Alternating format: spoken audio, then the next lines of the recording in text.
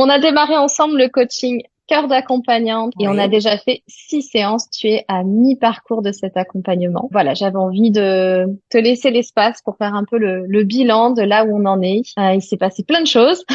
Ça a Oui, c'est été intense, riche et du coup, voilà, je te propose de partager ça en quelques mots. Déjà revenir un peu sur tes objectifs de départ avant avec cet accompagnement. Comment tu te sens par rapport à ça aujourd'hui? Alors, je me sens beaucoup plus sereine. Je sens vraiment que maintenant, mon importance, c'est d'avoir une parole vraie et pas une parole juste dans ce que je ressens, que ça plaise ou pas. Donc ça fait du bien. J'avais envie de changer mes paradigmes et là, clairement, ça a sacrément avancé. Ça a été quoi pour toi, tu vois, les déclics les plus importants qui t'ont vraiment mise en mouvement? Sortir de ma profession libérale réglementée. Du coup, là, je sentais que de plus en plus j'étais menottée. Je te disais, c'était impossible en janvier pour moi. Ça a été possible en février et puis évident en mars. J'ai l'impression d'être vraiment ancrée, d'avoir les pieds bien posés au sol et puis j'ai eu beaucoup de déclics internes. Enfin, des choses fortes, des synchronicités, des rencontres, des rendez-vous. Enfin, en fait, j'ai ouvert grand les yeux. Déjà, j'ai mis des mots sur ce qu'est la valeur, qu'est l'argent. Donc tout ça, Mm. c'est un travail aussi intense que nous avons fait ensemble. Aujourd'hui, tu es dans une démarche de créer des ponts aussi entre ces différents univers. Comment tu te sens à l'idée d'avancer comme ça, avec qui tu es, avec toutes tes casquettes, tu vois, et en te créant une vie où tu te sens vraiment libre, où tu t'autorises, comme tu dis. Ça me parle beaucoup. C'est-à-dire que à un moment donné, au départ, je me disais, je vais directement dans une autre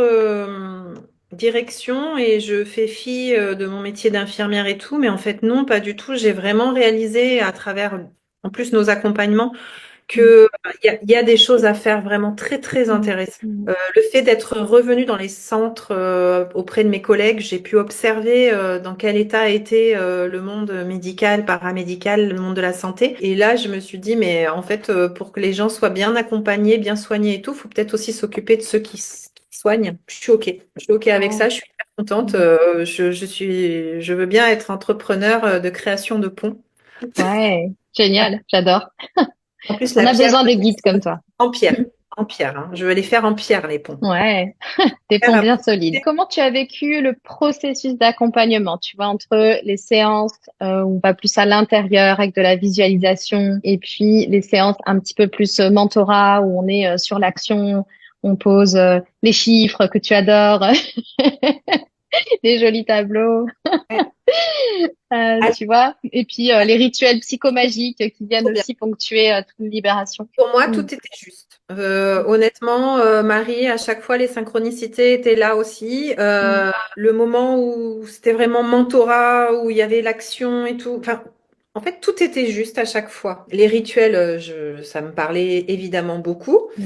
Donc, ça apportait de la douceur dans l'accompagnement, ça apportait de l'introspection, c'était nécessaire, le fait de ralentir, de s'écouter, enfin, de revenir à soi, ça, c'était génial. Et puis, en même temps, l'action vis-à-vis, j'ai vécu vraiment un accompagnement très personnalisé. C'était 5 mois et c'est vraiment la puissance du coaching. Je pensais pas que c'était à ce point intense. Et le fait que je le fasse avec une femme, c'était Mm. très intéressant aussi pour moi par rapport à mon histoire du passé et aussi par rapport à cette énergie de sororité qu'il y a. Comment tu te sens avec qui tu es en train de devenir? Ah bah, je suis hyper contente de me rencontrer comme ça. Je suis ravie.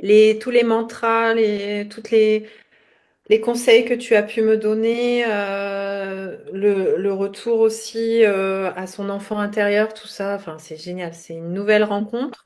Je me sens très bien. Je me sens Mm. comme la chaîne, comme l'arbre. Vraiment, à chaque fois, voilà, j'ai ma place dans ce monde. Donc ça, c'est vraiment, c'est fou de se dire ça, hein. Mais Mm. c'est tellement ça. Que tu voulais ajouter autre chose? Qu'est-ce que je suis contente de l'avoir fait. Bah alors ça, vraiment, c'était très intuitif. Parce que je suis sortie de mon école de formation de sophrologie. Je me suis dit, bon, allez, bah, c'est bon, hein. La formationnite aiguë, on va arrêter. Bon, ça, c'est pas de la formation, c'est du coaching, du mentorat. Je pense que c'était l'étape suivante. Mais je me disais, bon, il y a quand même aussi tout ce qui est financier. Et là, je me suis dit, non, mais en fait, non, non. De manière très intuitive, cette première rencontre à l'Happy Hour Cocoon a été révélatrice que voilà, fallait que je sorte de mon cocon.